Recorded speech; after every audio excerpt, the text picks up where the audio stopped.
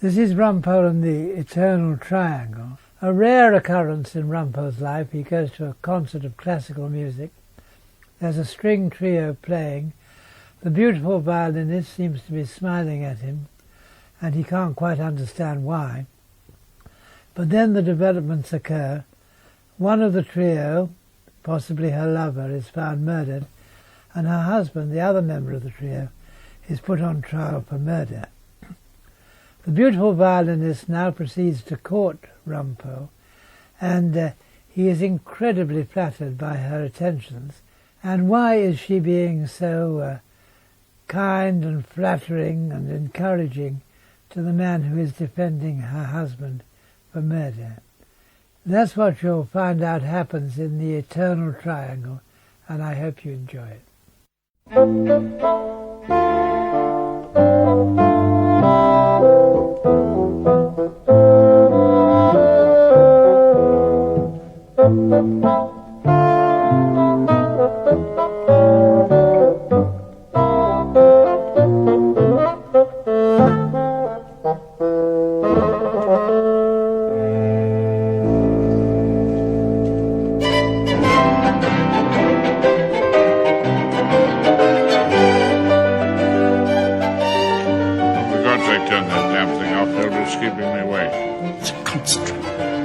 Listen to the music.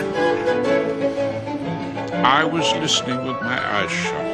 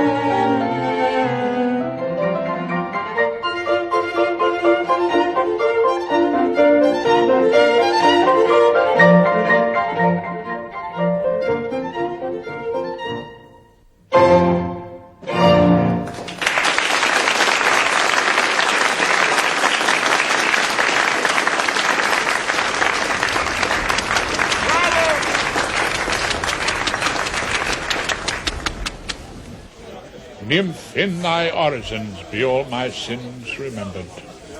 In my view, Claude, there's more music in those words than in all the quartets ever written. It was actually a trio, Rumpole. Perhaps he wasn't awake long enough to notice. Oh, don't be ridiculous, Hilda. Of course I noticed. Rumpole needs civilizing, Claude. It was a wonderful experience. It quite took me out of myself. Me too, Hilda. Schubert always does that. Yes, wonderful, Claude. Could you climb back into yourself for another large gin and tonic, Hilda? Same again, please. Hello. Oh, hello. It is Mr. Rumpole, isn't it? I suppose it must be. You won't remember me. Someone I once knew at college, Billy Halliday. He was in trouble and you got him off. Well, he was innocent, actually. Oh, well, naturally, he must have been. I thought you were absolutely brilliant in court. You were so brave and, well, commanding. I mean, I only watched you from the gallery. Large G&T, a B&S and an LP. LP? Large Blanc. Oh, yes, of course. There we are. Keep the change. Well, I'll have to go. I'm with some people. I'd love to meet you again, if ever you felt you had any time for me. The criminals of England are keeping me rather busy, unfortunately. You must stop for lunch sometimes. I'd love to talk to you again, hear what you felt about the concert and other things, perhaps. 9362709. We're there most mornings. Elizabeth! You coming, Elizabeth? Got to go.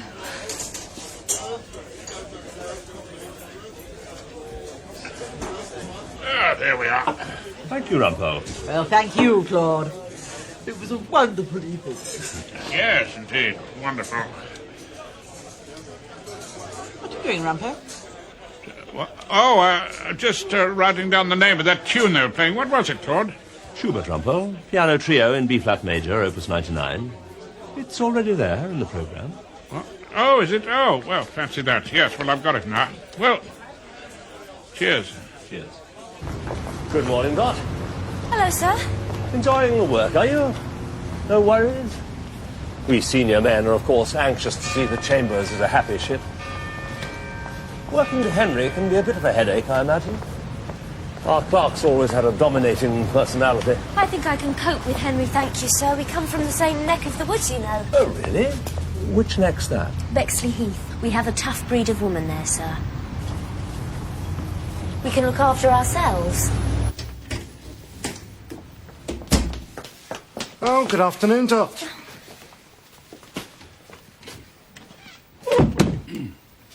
Yes, it's a two-handed robbery. It's going to be 3 weeks in half. 3 weeks? Oh, we're going to miss you, Dave. Morning, Liz. Morning, Inchcape.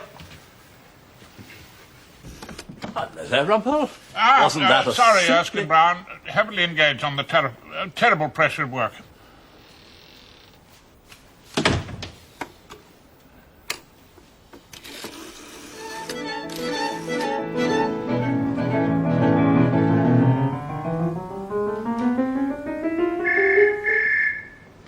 Quality of romance, that's the gift Schubert brings.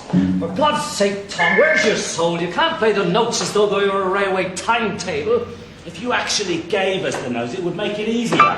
You can't just play romance, you know. It's got some bloody difficult chords attached to Well, it. I've been thinking about you, actually. Well, we usually break about 1.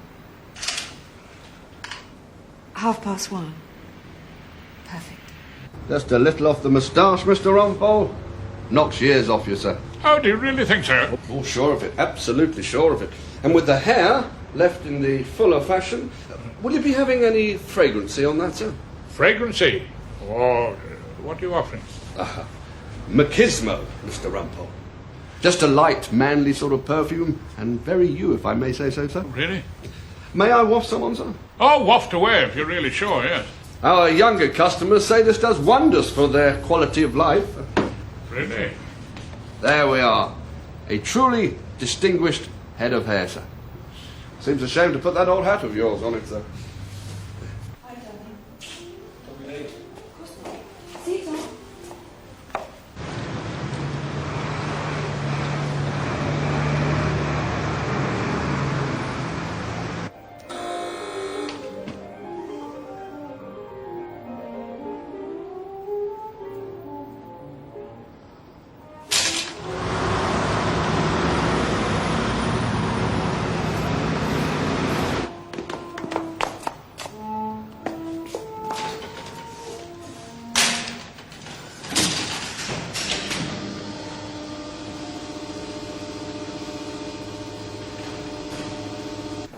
No, I don't know what you like. Steak and kidney, rare beef, ruffs. You don't eat meat, do you? Oh, it has been known. Oh, how long has this been going on? Oh, I suppose I must have got through a couple of herds of cows over the years, flock or two of sheep. Mr. Rumpole. No, Horace, please. Horace. Yes, I'm afraid so. You don't believe in killing animals, do you? Well, don't they spend quite a bit of their time killing each other? Well, perhaps you should have more respect for them than they do for themselves. Oh, yes, of course, naturally, yes. Every time I pass a sheep, I take my hat off. Oh, you're making a joke. Bad habit I've got into. Look at all these meat eaters around us. Pink faces. Accountants, probably. You don't want to look like them. Are you ready to order, sir? How Yes. about a selection of fresh vegetables? Oh, well, if you really think... Perhaps some cheese afterwards? Oh, don't let's go mad. Just vegetables for you, Mr. Rumpole. Of course. Do I look like an accountant? You look very good. And so do you. In fact, you look beautiful. All sort of silvery. You mean knocking on a bit? Oh, I don't think age matters in the least. Really? No, not in the least when it comes to love. In fact, I can love almost anybody, Horace, can't you? You strike me as being someone full of love. Oh, well, yes, I suppose I can love people, yes. With a few exceptions, of course. Mr. Justice Oliphant, for example, and Sam Ballard, our head of chambers. What's the matter with him, Horace? Isn't he lovable? Oh, I wouldn't say that being lovable is one of Soapy Sam's obvious qualities, no. I love him. Why did you want to have lunch with me?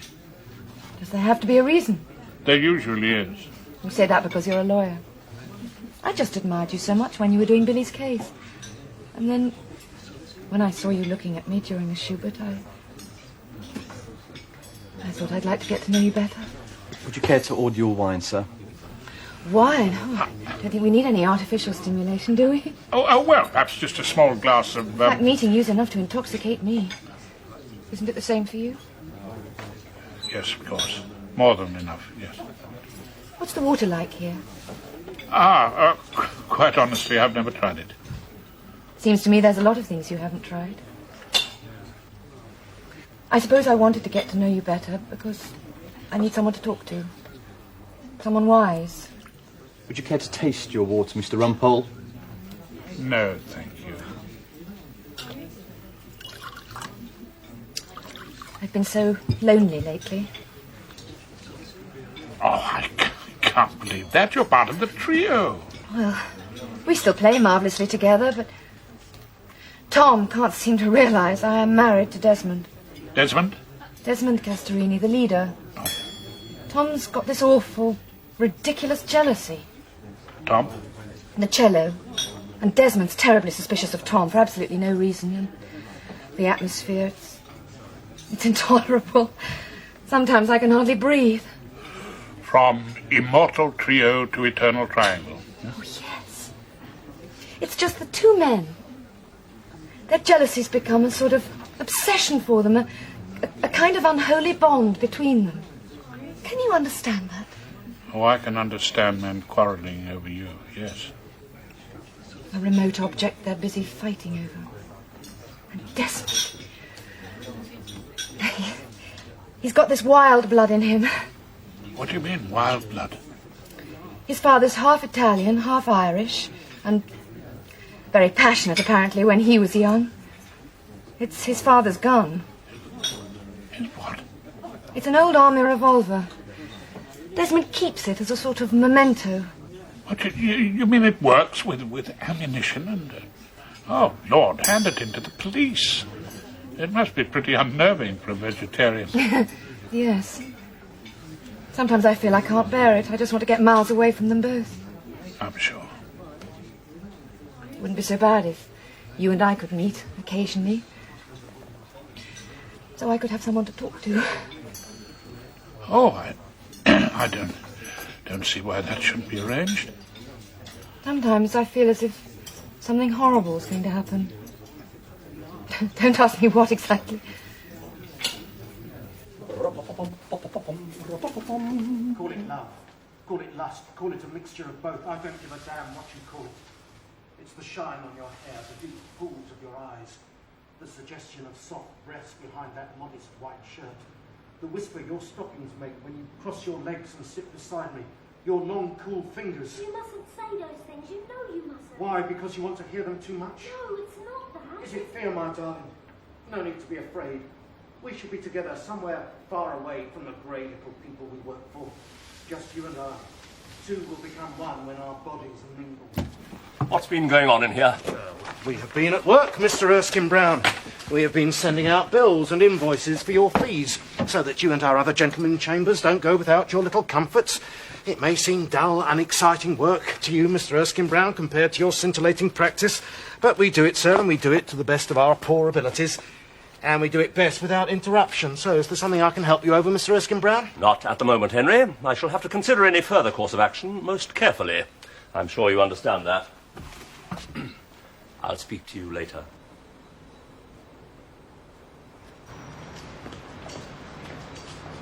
Ballard! Ballard! Yes, Erskine Brown, what is it? I am on my way into church for my quiet moment. Yes, well, you'd better say a prayer for Chambers. We're in deep trouble, Ballard. I have every reason to suspect that we have a serious case of harassing in our midst. What on earth is harassing? Well, harassing them. But people call it harassing nowadays because Americans do. I don't understand that, Erskine Brown. You're not American. Anyway, I'm always being harassed by solicitors who want their papers the day before yesterday, and by Henry, who wants me in 2 places at once. And even by Marguerite, God bless her, who wants me to do a spot of do-it-yourself. Yes, but this is sexual harassing, Ballard. Someone trying to force their amorous advances on a defenseless and innocent young woman. Did you say sexual? I'm afraid so. That, of course, makes a difference. Indeed it does. Who is the guilty party? Someone of importance to us all. Someone we've known for a long time. Can't possibly be Rumpole. No, of course it can't. Look, I just thought I'd warn you what's in the wind. I'll report further when I've got a full statement from the complainant. The who? The girl in question. In my view, we must get her cooperation before we can move an inch further. It's a most delicate situation. Oh, yes. Yes, of course. Certainly. Harassment, indeed. We can't possibly have that at 3 Equity Court. I can't go on like this, not forever. Then I'll have to tell him. Don't you think it's about time I told him? Why? Before everyone else knows.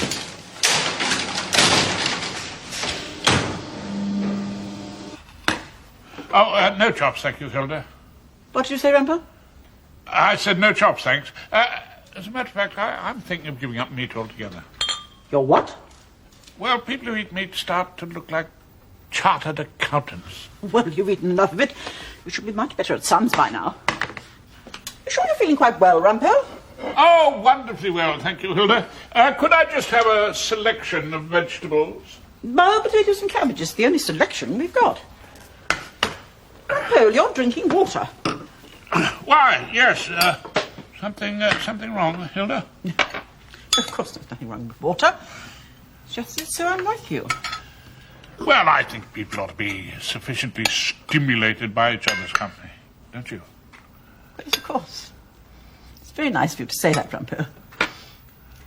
Do you notice a rather peculiar smell round here? Oh, not particularly. No, it's probably that new washing up liquid.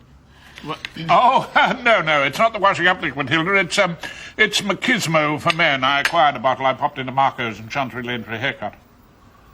A haircut? There seems rather less of your moustache. Yeah. Rumpole, you did all this for me. I bought a new hat, too. The old one was getting a bit frayed round the edges. I beg your pardon? Just as you learned to dance, especially for me. I went to the concert to get a bit more civilized and gave yourself a new and powerful fragrance. All for me. Steady on, Hilda.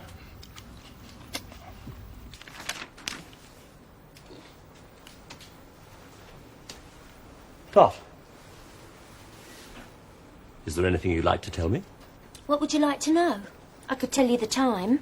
It's 1:25 precisely. You're young, Dot, and I'm sure this must be very embarrassing for you. But nowadays, girls of your age are much more open about sex and all that. Mind if I go on with my sandwiches? Not if it makes this easier for you.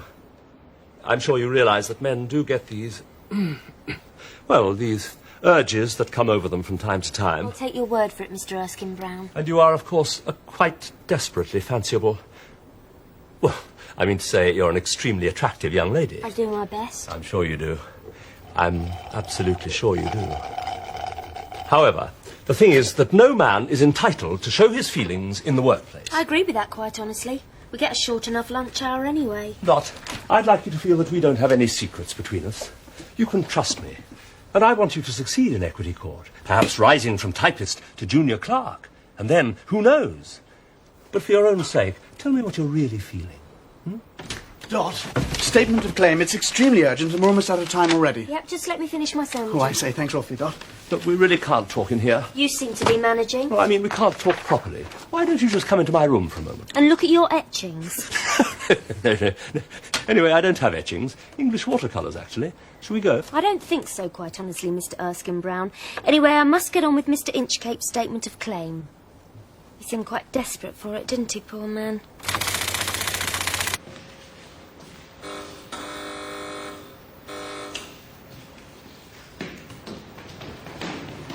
It's Tom!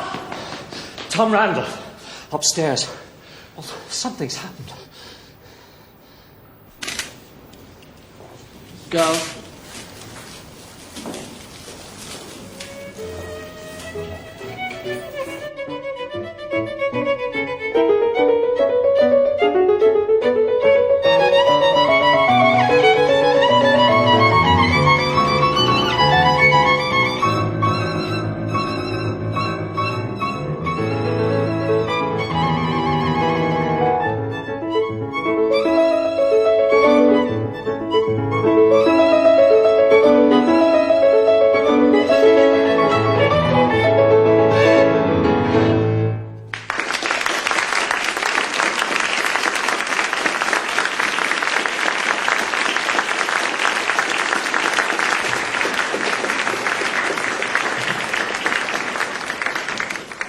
Mr. Desmond Castorini. You know that? I'm charging you with the murder of Thomas Paul Randall. You're not obliged to say anything, but anything you say will be taken down in writing and may be used in evidence.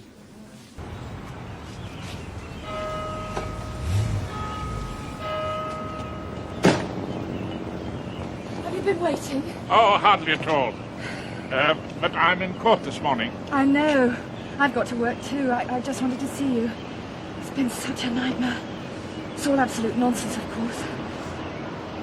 Whatever they're suggesting, you will help Desmond, won't you? I've told him all about you. All about me?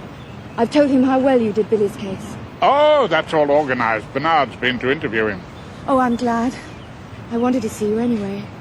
I felt so alone. I'm sure. So wonderful to know you're there, with us. Oh, where are you off to now? A recession. Throbbing violins to go with a deodorant commercial. Under your arms, it's always springtime, some rubbish like that. Not Schubert. Oh, Mendelssohn. Thank God they haven't ruined Schubert for me. The police keep calling. They keep asking me for statements. You haven't given them any? No, not yet, don't worry. I won't say anything that won't help Desmond. And you, of course. Henry, need to speak to Dave about Singleton v. Singleton. If you could get me the robing room at Hull Crown Court. Should be there about now. I'll be in Mr. Rumpole's room. Now she's into paying divorces, she's too high and mighty to put her own finger to a telephone. Shall I see you soon? Better not if you're going to be a witness.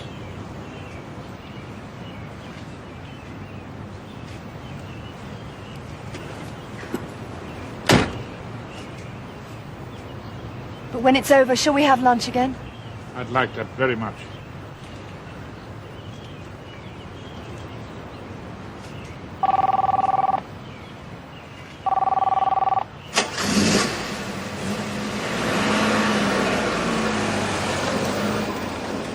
Singleton v. Singleton, Dave. You know, our divorce case.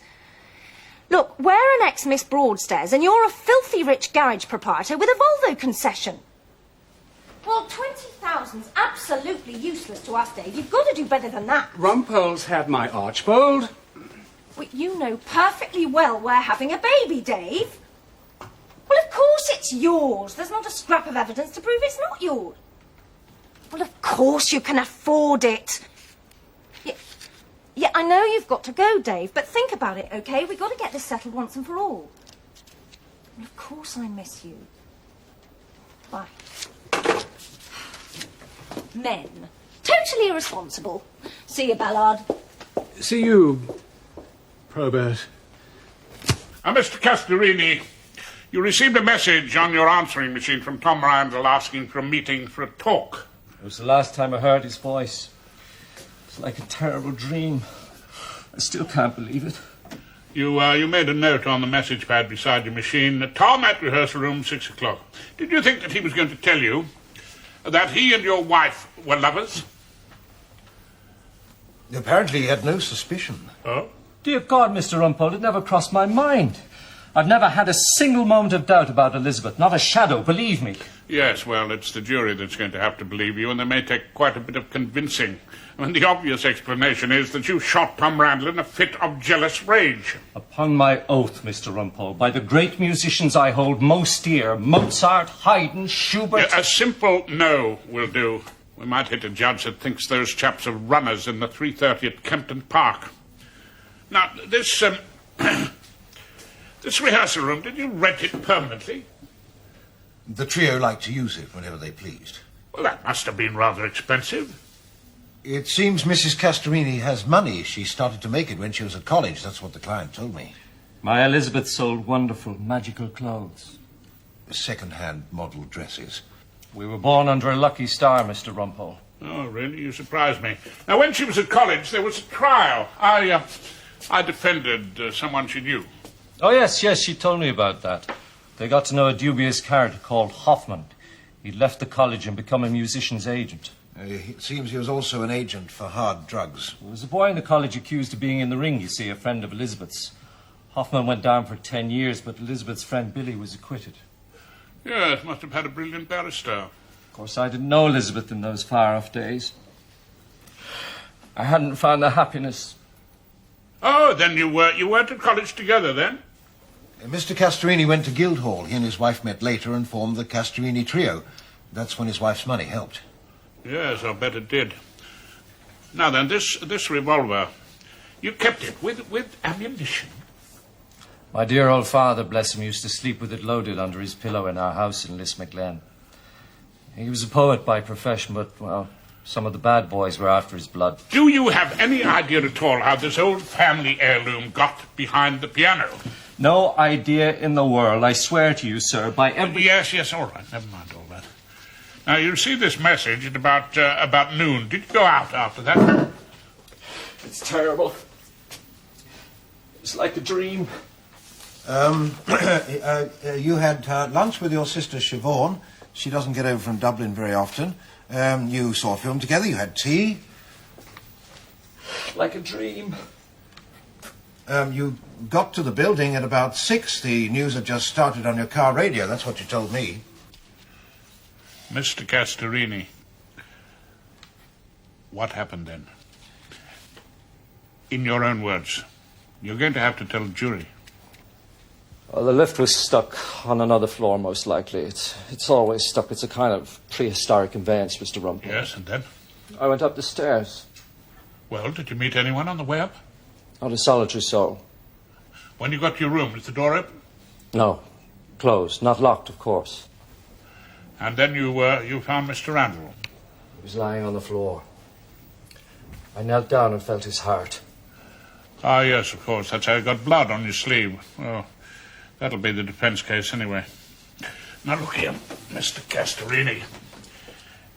In a matter as serious as this, some people may prefer to have a QC to defend them. I don't understand. What's he saying? Well, a Queen's Counsel, a queer customer. Now, I'm not saying they'd do it any better, probably worse, but I want you to realize this is a very difficult case. I rely upon you, Mr. Rumpole. Elizabeth told me you're a wonderful man. Oh, did she really? Oh, did she say that? Come. You wanted to see me? I thought it was about time we had a chat. Indeed it is. I have an important matter to raise with you, Erskine Brown. I raised one with you, Ballard. Remember? About our new girl in the clerk's room. Miss Clapton. Dot. What? Dot. What did you say, Erskine Brown? I said Dot. I call her Dot. Yes, I expect you do. Well, that's what I wanted to raise with you. It's an embarrassing matter, but raise it I must. But you know, I don't really understand Dot. I suppose she doesn't want to cause trouble, but I simply couldn't get her to make a formal complaint. Well, she's made a formal complaint. To me. She has. Oh, good. Good. You think it's good. Well, I don't think it's good at all. She says she's being harassed. Harassed, Ballard. I told you that's how they say it nowadays. Harassed or harassed, it comes to the same thing in the end. The point is, Miss Clapton, who seems to me a perfectly respectable girl, is extremely worried. I'm not at all surprised.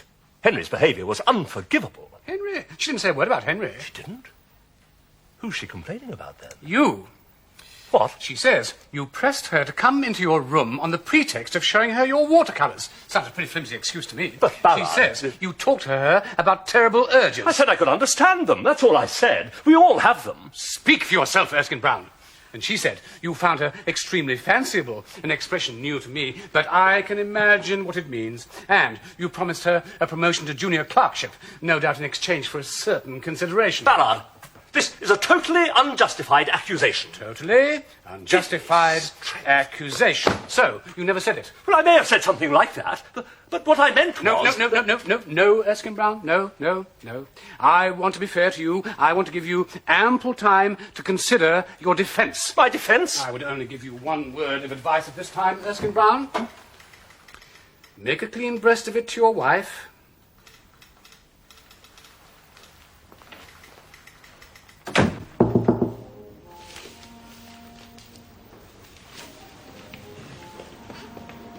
I telephoned. It's Bernard of Bernard Humphreys. This is Mr. Rumpole, our learned counsel.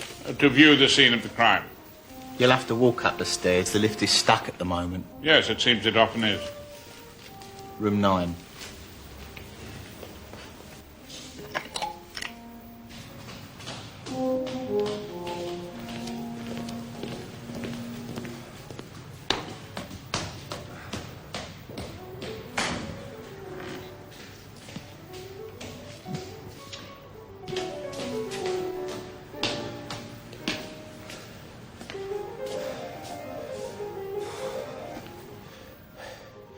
They were here for hours on end, practicing, the client told me. Just the three of them.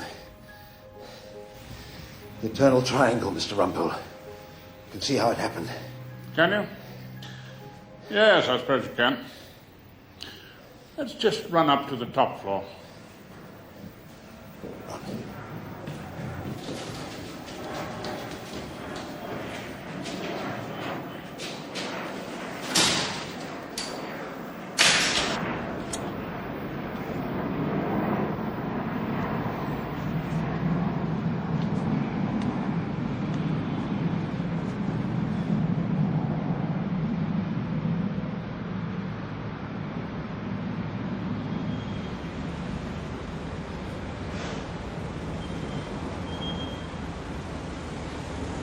Oh, well done, Bonnie Bernard.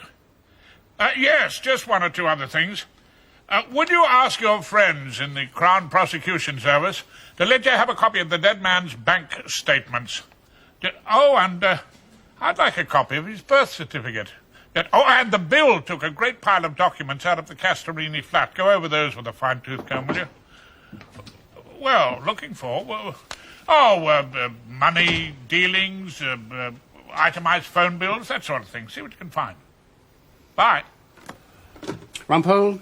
Yes? I feel, Rumpole, a sense of imminent collapse. Yes, you don't look any too well. No, I refer to 3 Equity Court. The foundations are rotten. Oh, we're not getting the builders in again. I'm afraid the builders are useless in this situation.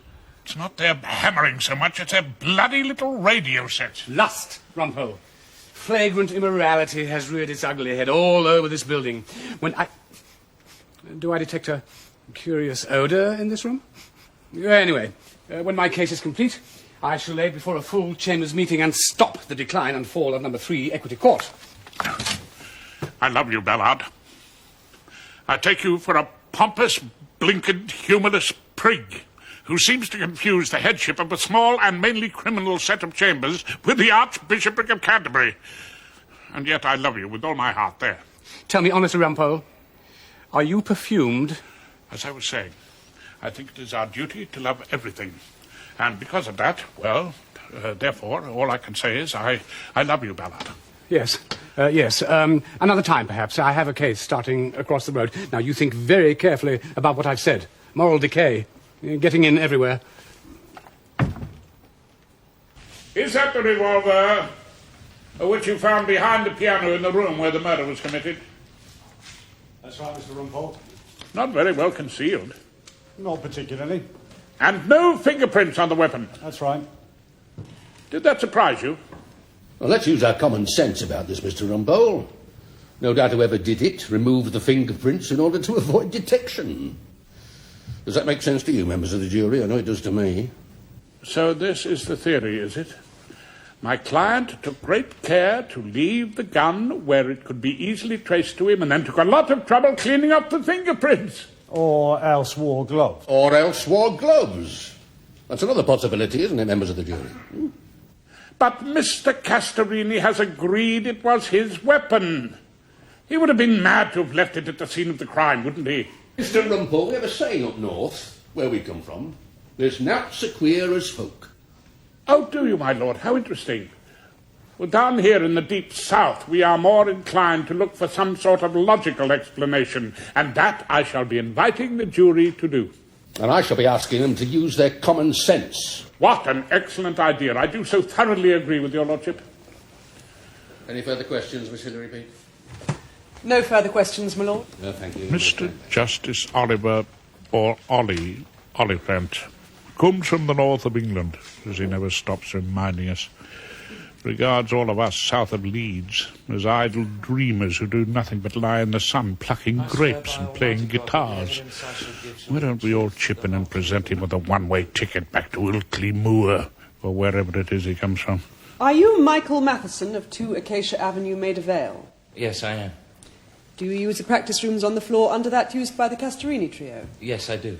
I think you know the members of the trio. Not well. I was at college with 2 of them. And you are a player of the French horn? I am.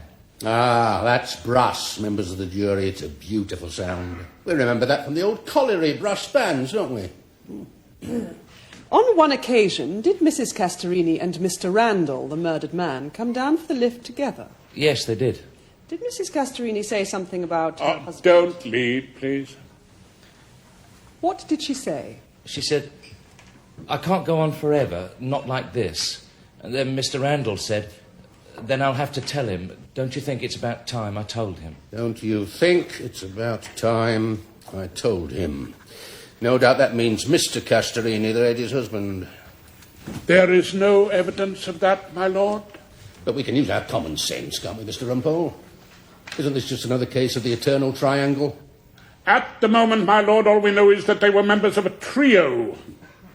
But get on with it then, Mr. Repeat. This jury have all got homes to go to, you know. What time did you get to the practice rooms on the night that Mr. Randall met his death? It was shortly after 6 o'clock. The lift was stuck again, so I started up the stairs. That's when I met Mr. Castorini coming down. He said something had happened to Tom, to Mr. Randall, so we called the police. When I first saw Mr. Castorini, he had blood on his cuff. Thank you, Mr. Matheson. Did you hear a shot? No, I didn't. No. And did Mr. Castorini tell you straight away that he had found Mr. Randall dead and he had no idea who had done it? He told me that, yes. Now then, Mr. Matheson, you said that you were at college with members of the trio. Just Tom and Elizabeth. Desmond Castorini met them later. Well, you said you knew Elizabeth Castorini well. Well, I suppose I was a bit in love with her. Most men were. You can understand that, can't you? You mustn't ask me questions. But I didn't get to know her well, no. Well, just help us with one thing, will you? Did Mrs. Castorini own a shop, a boutique, I suppose you would call it, for selling model dresses? Yes, she did. I think it did rather well. Yes. Do you remember what it was called? It was Dreams of Youth, as far as I can remember. Dreams of Youth? Mr. Rumpole, what on earth have dreams of youth got to do with this case? I'm not quite sure, my lord. Perhaps they're just things that some of us like to have sometimes. Members of the jury, if we all want a good laugh, we can tune into the television set tonight. I believe they're giving us Coronation Street. And we all thoroughly enjoy that, don't we? I'm looking at the clock. Back at 10:30 tomorrow morning, members of the jury. And then use your common sense and take this case seriously, in spite of Mr. Rumpole's performance. All yours, my lord.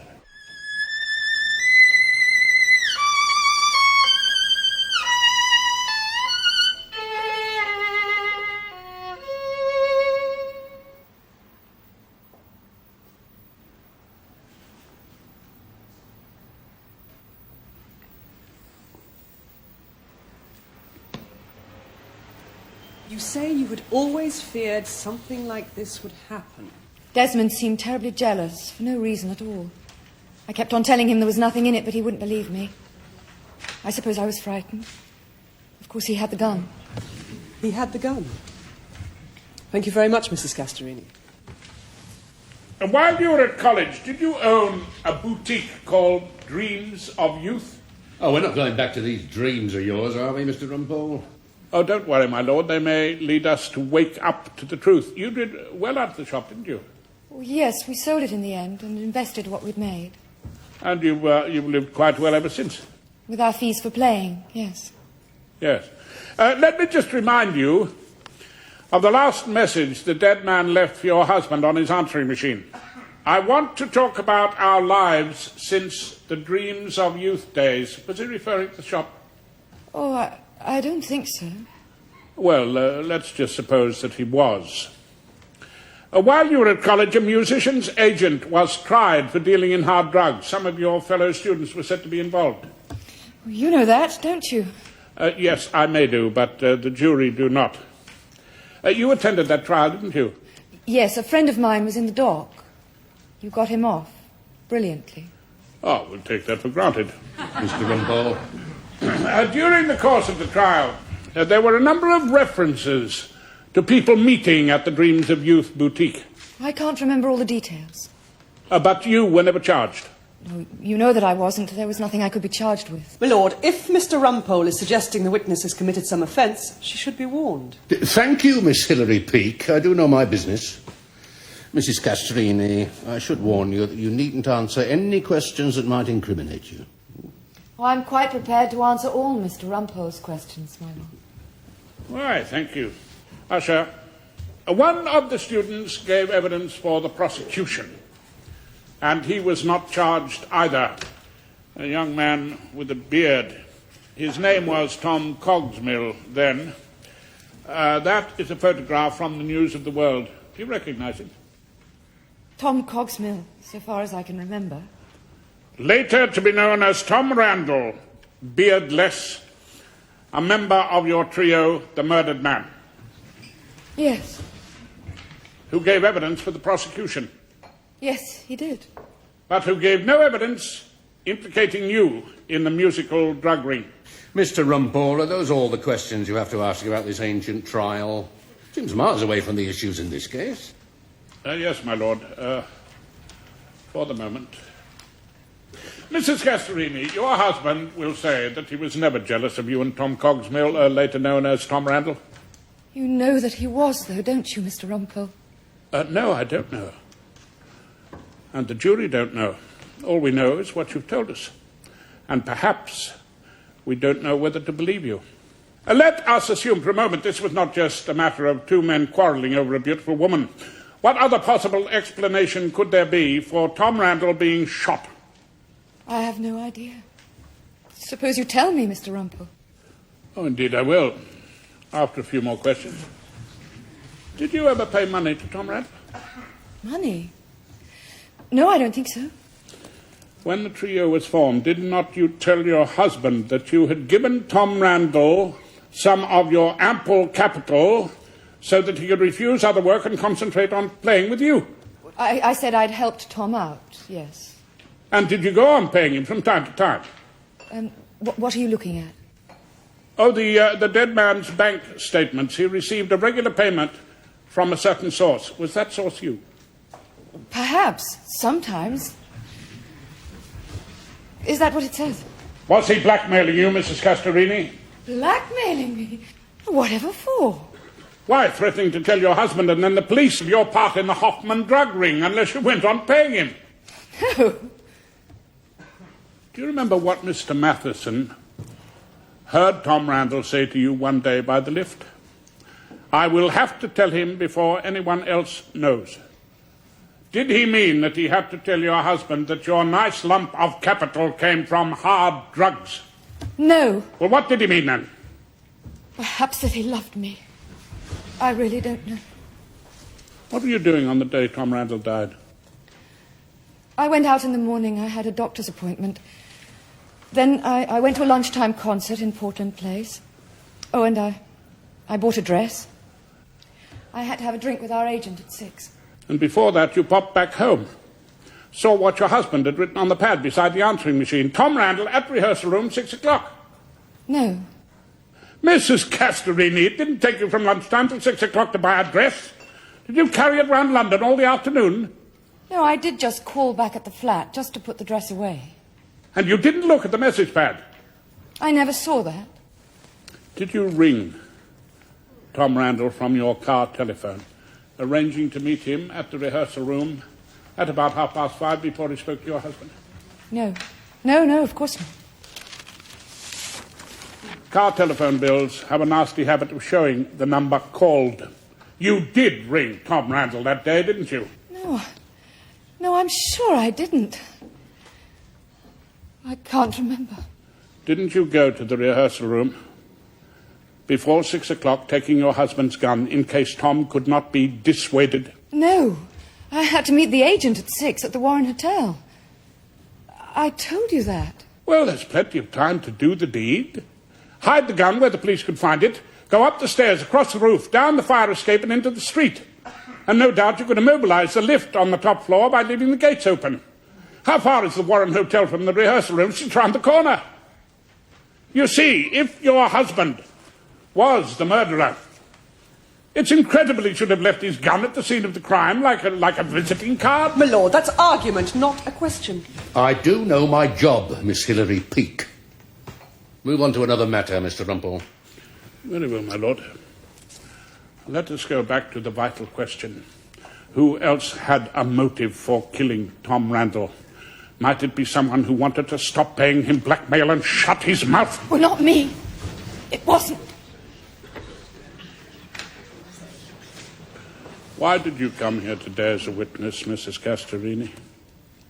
The police asked me. You know you could not be compelled to give evidence against your husband. The police must have told you that. You came here of your own free will. Why? To tell the truth, as I know it. Or to make sure that your husband was convicted of a crime that you committed. Is there anything else wicked I'm supposed to have done, Mr. Rumpole? Oh, yes. You persuaded your husband to brief a barrister you hoped would not attack you. I am sorry to have disappointed you, Mrs. Castorini. I never intended to harass Dot. What? Miss Clapton. I heard Henry approaching her in the most outrageous manner, and I simply asked her to tell me about it, so that we could make a proper complaint. And, well, she must have misunderstood. No, Erskine Brown, she did not misunderstand. What sort of outrageous manner? Well, he was going on about the swishing sound made by her stockings, and her modestly hidden breasts. Oh, yes, and he said, just you and I. Two will become one when our bodies mingle. No, Erskine Brown. Is that all? Rumpole. Just because you happen to have won in Castorini does not mean you can take over this important inquiry. I have investigated this matter, Ballard, which no one else seems to have done. May I ask a simple question with your lordship's permission? I am grateful to your lordship. Erskine Brown, have you forgotten that Henry is a thespian, a mummer, a member of the Bexley Heath Amateurs? That ghastly dialogue you heard was not Henry's, but the product of the fevered brain of Miss Mildred Hannay, a local author who has written a play especially for the group. What you had the misfortune to hear, Erskine Brown, was a rehearsal. Any further questions? Yes, why are we wasting our time with this meeting? It's not all a waste of time, Probert. There's the matter of your baby. What? How can you refuse to maintain Probert's child? Are we to have a public scandal about that? A paternity suit in chambers? God, I know what it was. What? Ballard came into the room during our telephone conversation about Singleton v. Singleton. I wasn't talking about me and Dave. We were discussing our clients. It's hilarious. No, it's not. No, it's not. I quite agree. All of you seem to think that, like Sigmund Freud, sex is the explanation for everything. But sometimes it's something else entirely.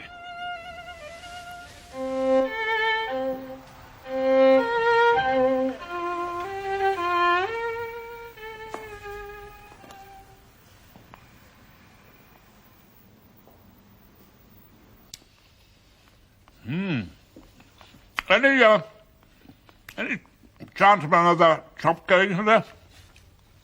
You've given up being a vegetarian, then? Oh, Lord, yes. Last vegetarian I met was a murderer. And a teetotaler. Whatever came over you, Rumpole? Doing those extraordinary things. I met a lady in the meads, full beautiful, a faery's child. Her hair was long, her foot was light, and her eyes were wild. I suppose you're talking about that Mrs. Castorini. When I think we sat there and listened to her fiddling, I wouldn't have stayed if I'd known what she was like. Ah, but then we didn't know, did we? La Belle Dame Sans Merci had us in thrall. There are actually two chops going begging, Rumpole. Oh, really? Oh, Hilda, thank you very much. You were never a fairy's child, were you? That's another thing in your favour, oh, darling.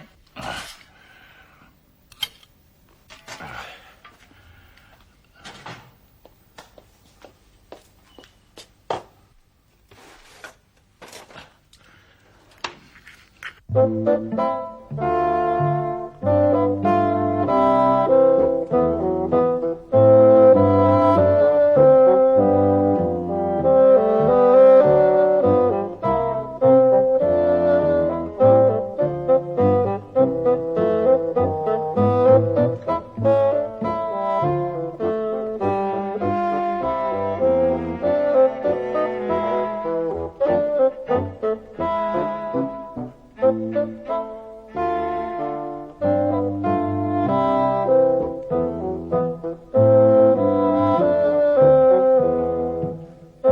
you.